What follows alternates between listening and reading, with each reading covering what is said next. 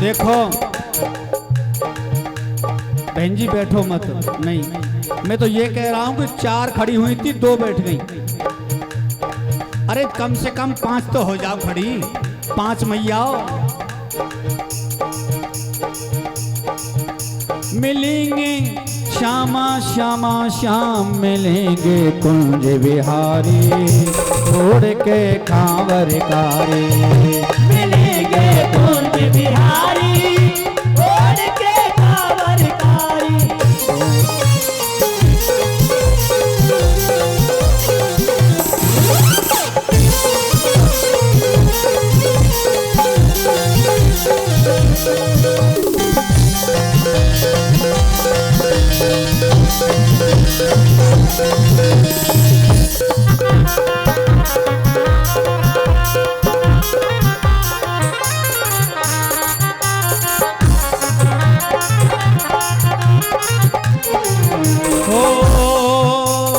रात होते हम श्री यमुना जी जाएंगे, रात होते हम श्री यमुना जी जाएंगे। रात होते हम श्री यमुना जी जाएंगे, रात होते हम श्री यमुना जी जाएंगे। हरे स्नान हम जीवन सफल बनाएंगे, करे स्नान हम जीवन सफल बनाएंगे। ओ करे स्नान हम जीवन सफल बनाएंगे, करे स्नान हम जीवन सफल बनाएंगे। तेरे है जाएं, तेरे है जाएं, तेरे है जाएं पूरन काम। तेरे है जाएं पूरन रटेंगे राधे राधे श्याम, मिलेंगे कुंज बिहारी, छोड़ के कांवर कारी। मिलेंगे कुंज बिहारी, छोड़ के कांवर कारी। राधे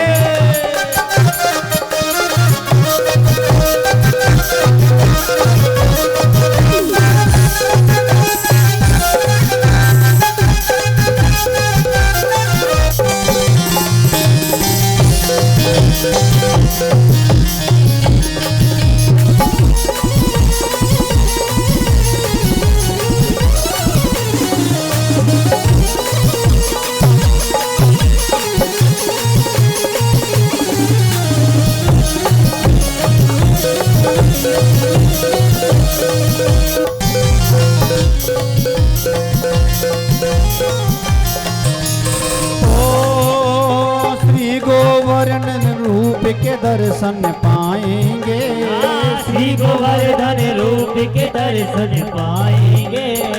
श्री गोवर्धन रूप के दर्शन पाएंगे, श्री गोवर्धन रूप के दर्शन पाएंगे। परिक्रमा कर जीवन सफल बनाएंगे, परिक्रमा कर जीवन सफल बनाएंगे। ओ परिक्रमा कर जीवन सफल बनाएंगे, परिक्रमा कर जीवन सफल बनाएंगे। और करे मानसी गंगा स्नान, हो करे मानसी गंगा स्नान, रटेंगे राधे राधे नाम, मिलेंगे कुंज बिहारी, छोड़ के कांवर कारी। ओ मिलेंगे कुंज बिहारी, छोड़ के कांवर कारी।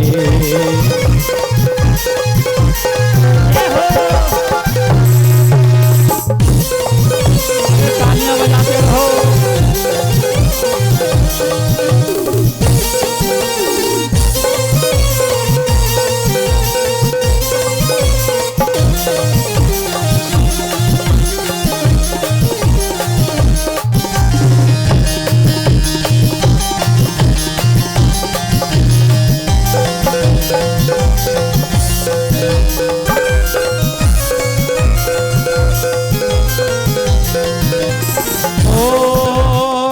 श्री बरसाने धाम की महिमा न्यारी है, श्री बरसाने धाम की महिमा न्यारी है।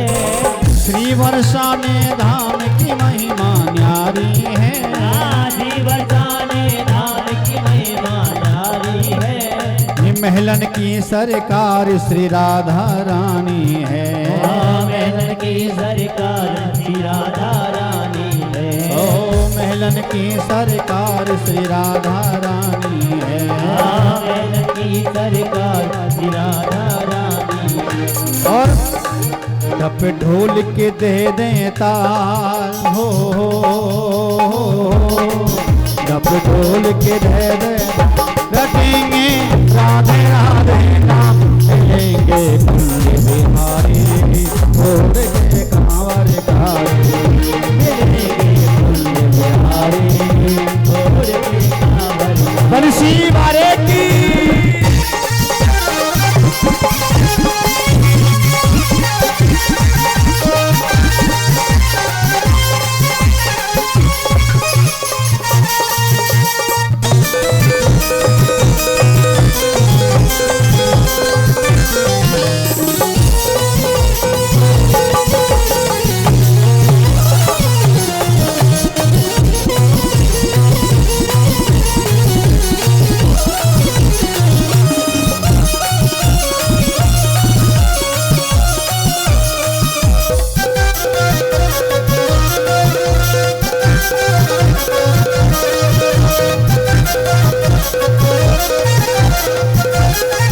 बरसाने वाली की वृंदावन बिहारी लाल की। तुम्हें बगल वाले की सौगंध, एक बार जोर से जयकार लगाओ। बगल वाले की सौगंध है। हाँ, अपने पड़ोसियों का ख्याल रखें। हाँ, और वृंदावन बिहारी लाल की।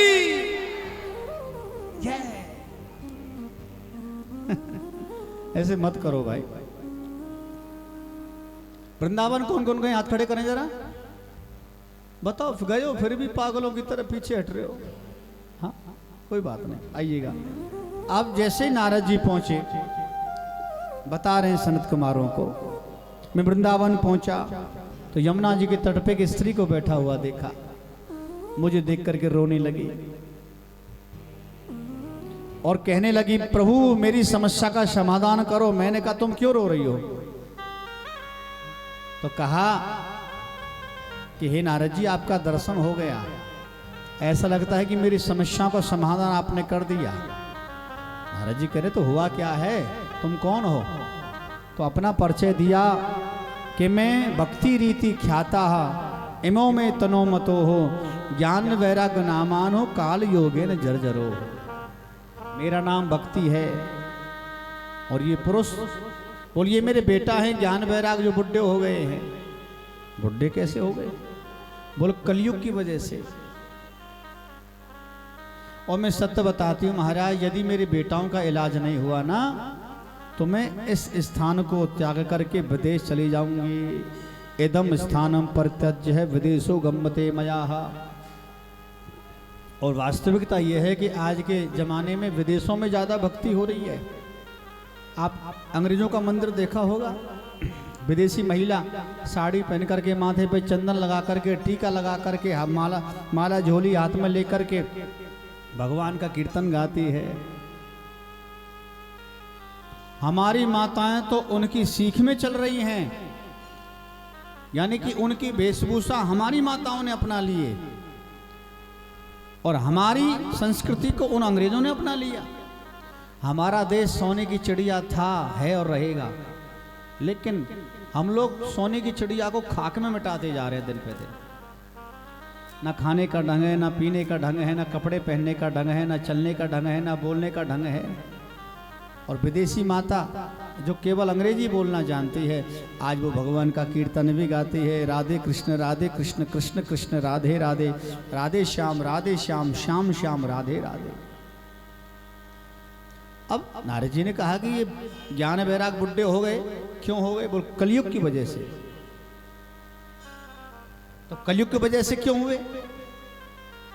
बोल कलयुग ने वो कलयुग जिसको परीक्षित ने छोड़ दिया था, यदि उसको मार दिया होता तो आज ये दिन देखना नहीं पड़ता। मैं जहां पैदा हुई, कर्नाटक में मैं पैदा हुई थी, ये भी मेरे बच्चे थे। मैं पैदा हुई तो बड़ी बड़ी भक्ति वहां पर नाची, ज्ञान भी था, वैराग्य भी था। आगे बढ़ी तो ज्ञान वैराग दिन पर दिन छोटा होता चला गया और मेरी भक्ति बढ़ती चली गई। जैसे वृंदावन में मैं आई तो यहाँ आते आते मैं बिल्कुल जवान हो गई, लेकिन मेरे ज्ञान वैराग बुढ़े हो गए। इसका मतलब यह है कि आज भी वृंदावन में न ज्ञान की जरूरत है ना वैराग की जरूरत है, केवल भक्ति चाहिए। हमारी ब्रज की माताएं भोजन में बनाती हैं तो भोजन का भोग लगाती हैं भगवान को, उसमें भक्ति ढूंढ लेती हैं। हमारी ब्रज की माताएं छाछ मक्खन भगवान को भोग लगाती रखती हैं तो उसमें भक्ति ढूंढ लेती हैं। तो हमारे वृंदावन में प्रत्येक कण में भक्ति विराजमान है। इसलिए ये सब कलयुग की वजह से हुआ है। लेकिन इस कलयुग के दोष को मिटाएं तो मिटाएं कैसे? तो कलयुग का दोष मिटाना है तो आप कुछ भी उपाय करो, कैसे भी करो, पर मेरे बेटों को ठीक करो। अब नारद जी ने क्या किया? अनेकों प्रकार के वेदांत सूत्र पाठ सुनाए। बुढ़ापा दूर होता है, भगवत गीता पाठे मुहुर्मुहु, गीता का पाठ सुनाया पर बुढ़ापा दूर नहीं हुआ। थक गए नारद जी। उसी समय आकाशवाणी हो गई और कहा, नारद जी सत्कर्म करो, सत्कर्म करो। और इसलिए भैया वो सत्कर्म मैंने इतना कुछ सुनाया, क्या वो सत्कर्म नहीं है? तो आप ही बताओ ये सत्कर्म है क्या? किसे कहते हैं सत्कर्म? अब सनत कुमारों ने उपदेश दिया है कि सत्कर्म गीता का पाठ नहीं है, सत्कर्म भजन कीर्तन नहीं है, सत्कर्म है भगवती वार्ता। सत्कर्म सूचको नूनो ज्ञान यज्ञ स्मृतो बुद्धि श्रीमद् भागवतालाप सैतो गीत सुगादवी। श्रीमद् भागवत का एक एक श्लोक ही सत्कर्म है, उसका आलाप करो तब कल्याण होगा। नारद जी बोले, महाराज हम नहीं जानते क्या है ये।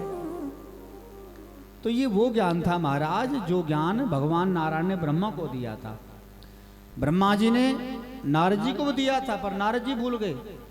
यही ज्ञान नारद जी ने सनत कुमारों को भी दिया था, लेकिन आज सनत कुमार को याद है भगवती वार्ता, भागवत चर्चा। भागवत का मतलब जानते हो? वह भक्ति, गहमाने ज्ञान, वह वैराग, तैमाने त्याग। हमारे वृंदावन के संत कहते हैं कि भागवत का एक एक शब्द हटा करके जोड़ा जाए तो उसका मतलब भी है दुनिया में क्या? भाग के कहे ते भाग खुल जाते भगतन के, गा के कहे ते गुमान मिट जाते हैं, वाके कहे ते बनते हैं विष्णु भगत, ताके कहे ते भव सिंधु तर जाते हैं। उसी का नाम ही भागवत है। और भागवत के आगे श्रीमद, वो कौन है? वो स्वयं राधा रानी है। यदि सुखदेव जी एक बार राधा रानी का नाम ले लें तो कई कई युगों तक की उनकी समाधि लग जाती है। इसलिए भागवत में श्री को ही राधा कहा गया है। श्री मद, मद माने नशा।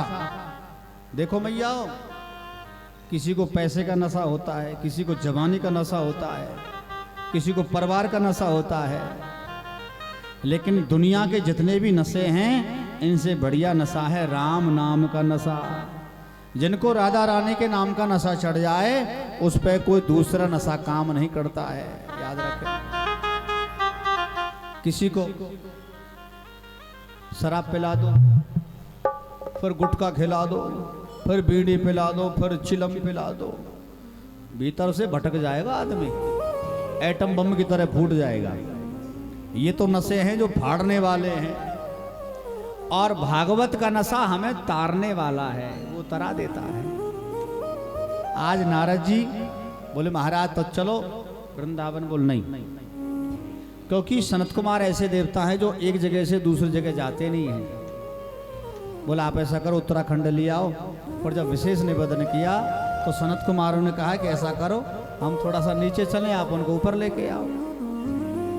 तो वृंदावन से आज भक्ति ज्ञान वैराग को लेकर के नारद जी ऊपर चले, उत्तराखंड से नीचे की तरफ सनत कुमार चले, हरिद्वार में उनका मिलना हुआ। बोल हरिद्वार धाम की। जय हो।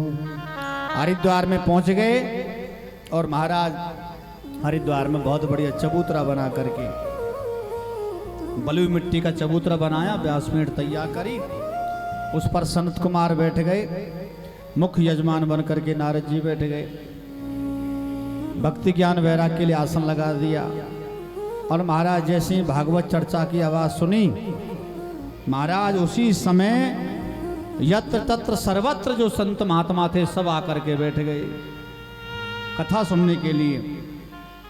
भृगु मुनि, वशिष्ठ, चैवन, गौतम, देवरात, अंगरा, वामदेव, कश्यप, बताइए ऐसे नारद, ऐसे ऋषियों का दर्शन होने लग गया जिनका दर्शन बड़ा दुर्लभ।